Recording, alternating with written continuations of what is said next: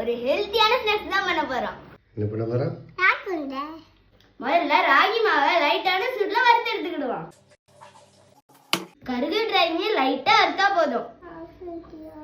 இப்ப இது ஆறுன உடனே லைட்டா உப்பு போட்டு சப்பாத்தி மாவு மாதிரி பிணைஞ்சிடலாம். உப்பு போட்டுக்கலாம்.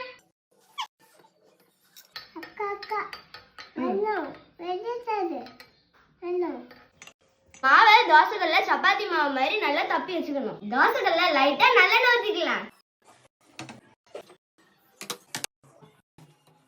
லைட்டான சூட்ல இதையே வேக வச்சு எடுத்துக்கலாம்.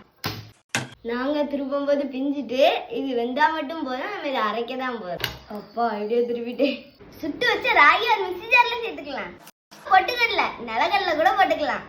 வாசனைக்கு ஒரே ஒரு ஏலக்காய், இனிப்புக்கு மண்டையில தூள், குறை குறைன்னு அரைச்சி எடுத்துக்கலாம். இந்த மாதிரி கையில நல்லெண்ணெய் ஊத்திட்டு உருண்டை பிடிச்சிட வேண்டியதான்.